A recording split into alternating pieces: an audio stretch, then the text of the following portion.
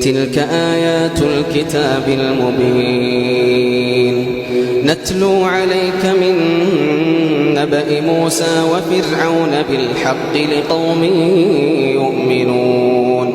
إن فرعون علا في الأرض وجعل أهلها شيعا يستضعف طائفة منهم يذبح أبناءهم ويستحيي نساءهم إنه كان من المفسدين ونريد أن نمن على الذين استضعفوا في الأرض ونجعلهم أئمة ونجعلهم الوارثين ونمكن لهم في الأرض ونري فرعون وهامان وجنودهما منهم ما كانوا يحذرون وأوحينا إلى أم موسى أن أرضعيه فإذا خفت عليه فألقيه في اليم ولا تخافي ولا تحزني إنا رادوه إليك وجاعلوه من المرسلين فالتقطه آل فرعون ليكون لهم عدوا وحزنا إن فرعون وهامان وجنودهما كانوا خاطئين وقالت امرأة فرعون قرة عين لي ولك لا تقتلوه عسى أن ينفعنا أو نتخذه ولدا وهم لا يشعرون وأصبح فؤاد أم موسى فارغا إن كادت لتبدي به لولا أن ربطنا على قلبها لتكون من المؤمنين وقالت لأخته قصيه فبصرت به عن جنب وهم لا يشعرون وحرمنا عليه المراضع من قبل فقالت هل أدلكم على أهل بيت يكفلونه لكم وهم له ناصحون فرددناه إلى أمه كي تقر عينها ولا تحزن ولتعلم أن وعد الله حق ولكن أكثرهم لا يعلمون ولما بلغ أشده واستوى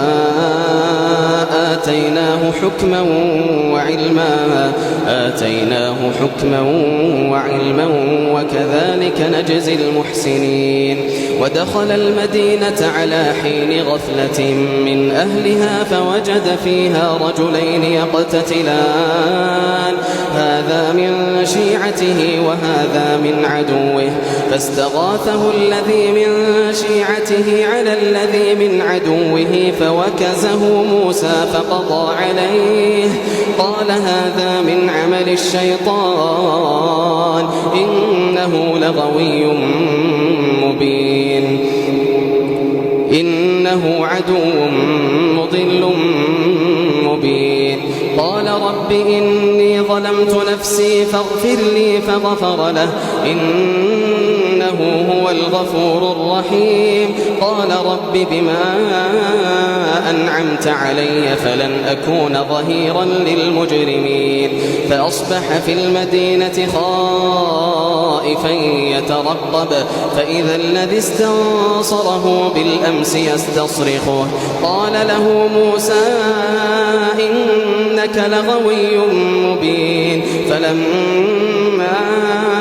أن أراد أن يبطش بالذي هو عدو لهما قال يا موسى أتريد أن تقتلني كما قتلت نفسا بالأمس إن تريد إلا أن تكون جبارا في الأرض وما تريد أن تكون من المصلحين وجاء رجل من أقصى المدينة يسعى وجاء رجل من أقصى المدينة يسعى قال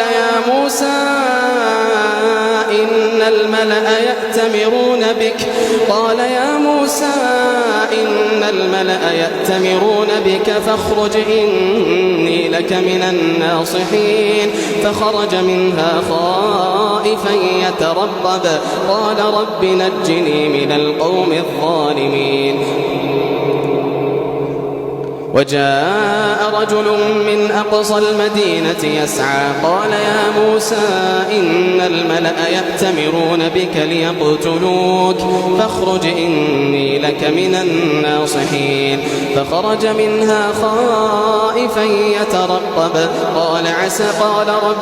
قال رب نجني من القوم الظالمين ولما توجه تلقاء مدين قال عسى ربي أن يهديني سواء السبيل ولما ورد ماء مدين وجد عليه أمة من الناس يسقون ووجد من دونهم امرأتين تذودان قال ما خطبكما قالتا لا نسقي حتى يصدر الرعاء وأبونا شيخ كبير فسقى لهما ثم تولى إلى الظل فقال رب إني لما أنزلت إلي من خير فقير فجاءته إحداهما تمشي على استحياء قالت إن أبي يدعوك ليجزيك أجر ما سقيت لنا فلما جاءه وقص عليه القصص قال لا تخف نجوت من القوم الظالمين قالت إحداهما يا أبت استأجره إن خير من استأجرت القوي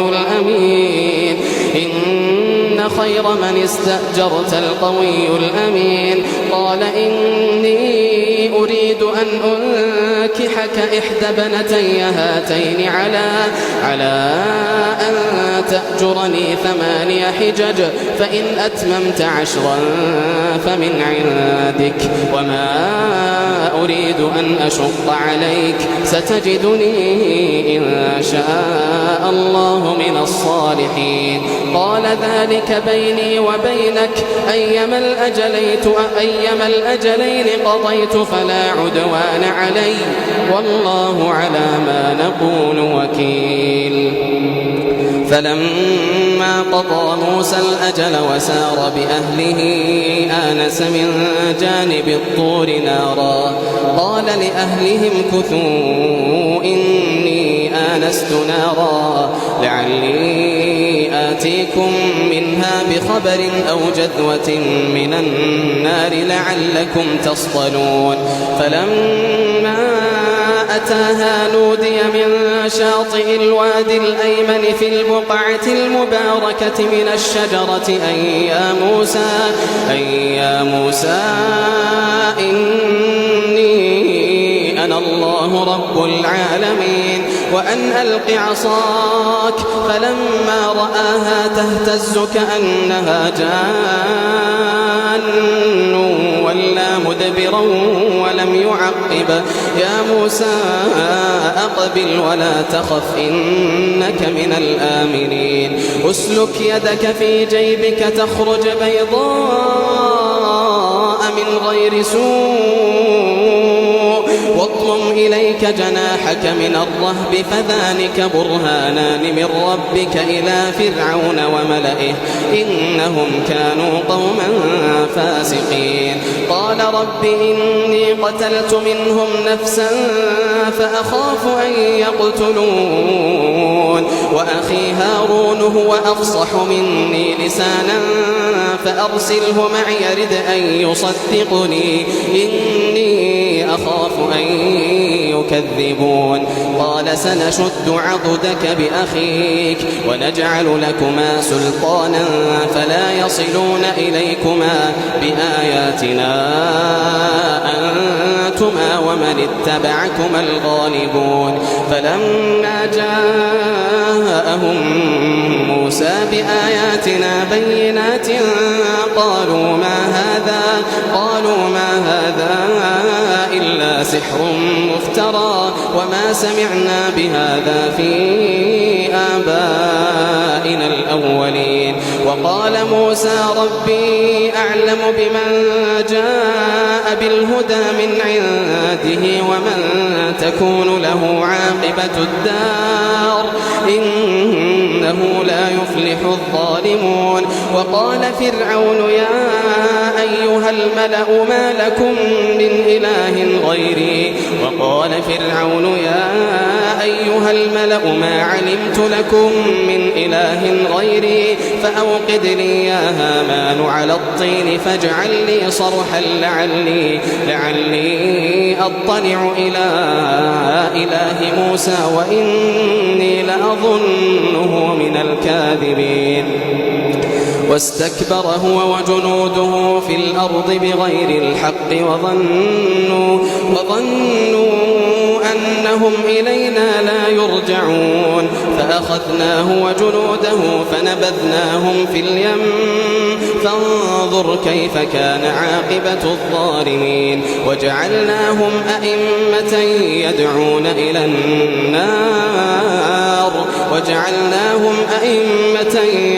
إلى النار ويوم القيامة لا ينصرون. وأتبعناهم في هذه الدنيا لعنة ويوم القيامة هم من المقبوحين.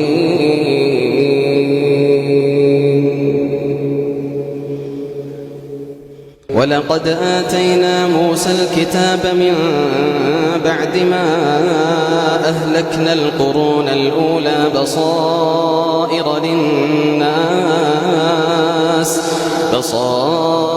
للناس وهدى ورحمة لعلهم يتذكرون. وما كنت بجانب الغربي إذ قضينا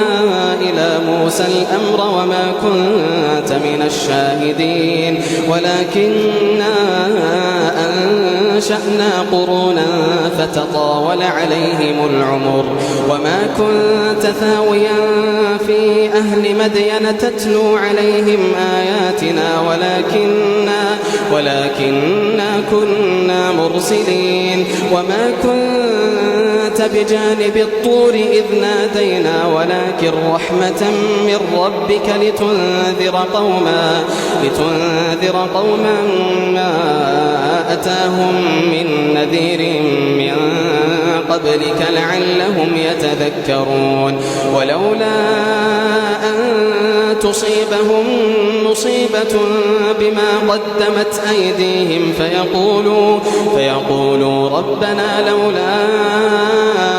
أرسلت إلينا رسولا فنتبع آياتك ونكون من المؤمنين. فلما جاءهم الحق من عندنا قالوا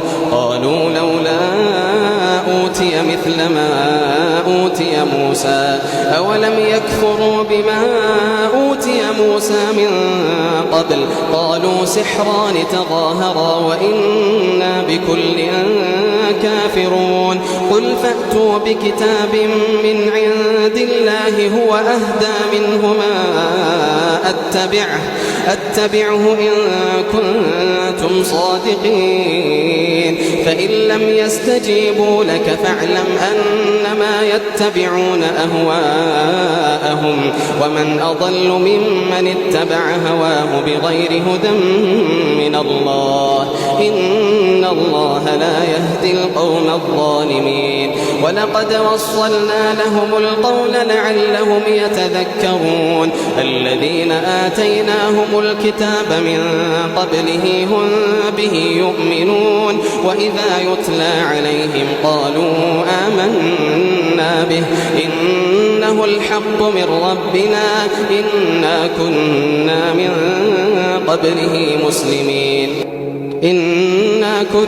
من قبله مسلمين. أولئك يؤتون أجرهم مرتين بما صبروا ويدرؤون بالحسنة السيئة ومما رزقناهم ينفقون وإذا سمعوا اللغو أعرضوا عنه وقالوا لنا أعمالنا ولكم أعمالكم سلام عليكم لا نبتغي الجاهلين إنك لا تهدي من أحببت ولكن الله يهدي من يشاء وهو أعلم بالمهتدين وقالوا إن نتبع الهدى معك نتخطف من أرضنا أولم نمكن لهم حرما آمنا يجبى إليه ثمرات كل شيء رزقا من لدنا ولكن أكثرهم لا يعلمون وكم أهلكنا من قرية بطرت معيشتها فتلك مساكنهم لم تسكن من بعدهم إلا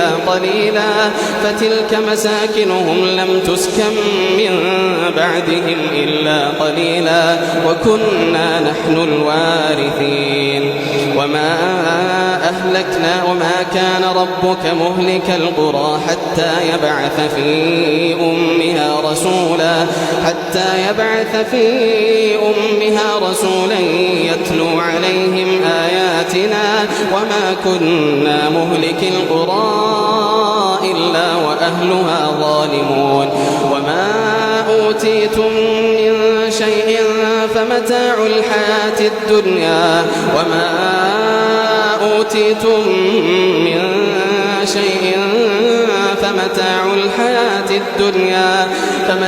الحياة الدنيا وزينتها وما عند الله خير وأبقى أفلا تعقلون أفمن وعدناه وعدا حسنا فهو لاقيه كمن متعناه متاع الحياة الدنيا ثم هو يوم القيامة من المحضرين ويوم يناديهم فيقول أين شركائي الذين كنتم تزعمون قال الذين حق عليهم القول ربنا هؤلاء الذين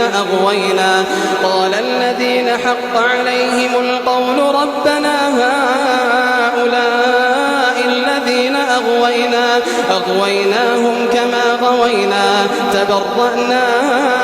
إليك ما كانوا إيانا يعبدون وقيل ادعوا شركاءكم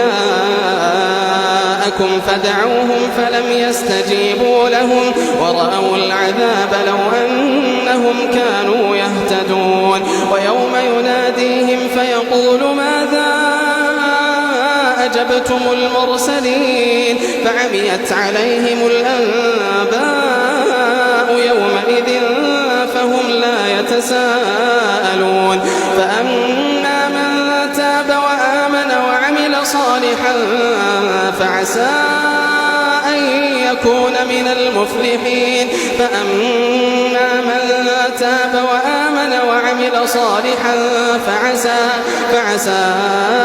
أن يكون من المفلحين وربك يخلق ما يشاء ويختار ما كان لهم الخيرة سبحان الله وتعالى عما يشركون وربك يعلم ما تكن صدورهم وما يعلنون وهو الله لا إله إلا هو له الحمد في الأولى والآخرة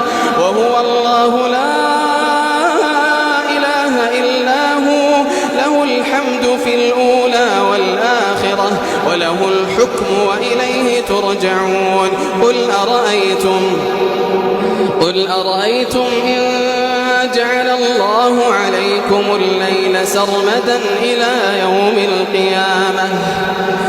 أرأيتم إن جعل الله عليكم الليل سرمدا إلى يوم القيامة من إله غير الله يأتيكم بضياء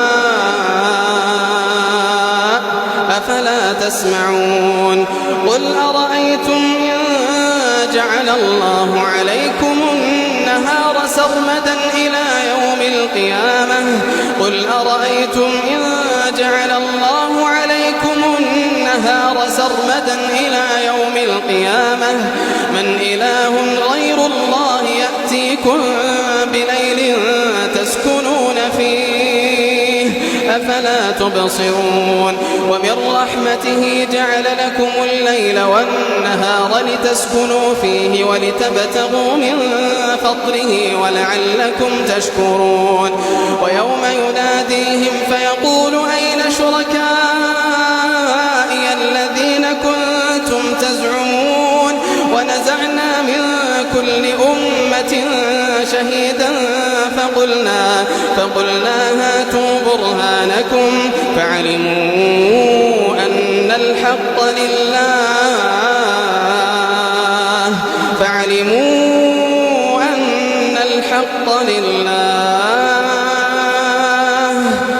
وضل عنهم ما كانوا يفترون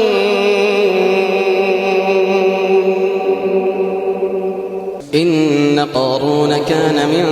قوم موسى فبغى عليهم وآتيناه من الكنوز ما إن مفاتحه لتنوء بالعصبة أولي القوة إذ قال له قومه لا تفرح إن الله لا يحب الفرحين وابتغ فيما آتاك الله الدار الآخرة ولا تنس نصيبك من الدنيا وأحسن كما أحسن الله إليك ولا تبغ الفساد في الأرض إن الله لا يحب المفسدين قال إنما أوتيته على علم عندي أولم يعلم أن الله قد أهلك من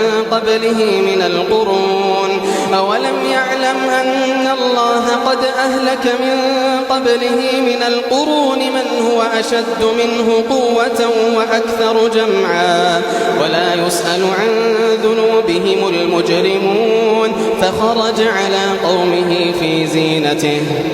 قال الذين يريدون الحياة الدنيا يا ليت لنا مثل ما أوتي قارون إنه لذو حظ عظيم وقال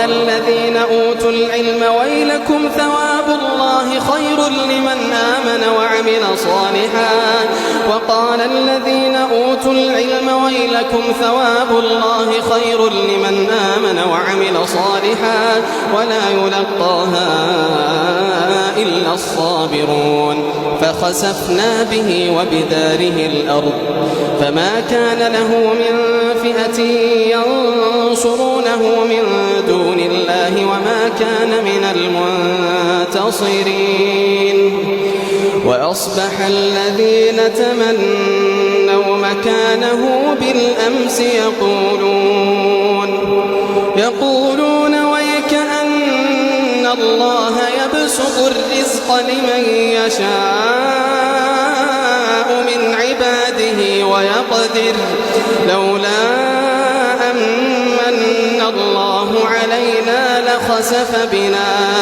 ويكأنه لا يفلح الكافرون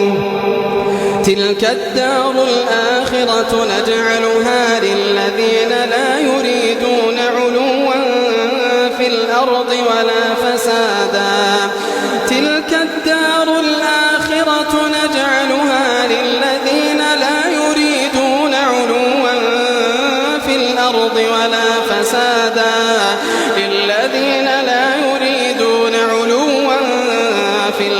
ولا فسادا والعاقبة للمتقين من جاء بالحسنة فله خير منها ومن جاء بالسيئة فلا يجزى الذين عملوا السيئات إلا ما كانوا يعملون إن الذي فرض عليك القرآن لرادك إلى معاد قل ربي أعلم من جاء بالهدى ومن هو في ضلال مبين وما كنت ترجو أن يلقى إليك عليك الكتاب إلا رحمة من ربك فلا تكونن ظهيرا للكافرين ولا يصدنك عن آيات الله بعد إذ أنزلت إليك وادع إلى ربك ولا تكونن من المشركين ولا تدع مع الله إلها آخر لا إله إلا هو كل شيء هالك إلا وجهه له الحكم وإليه ترجعون.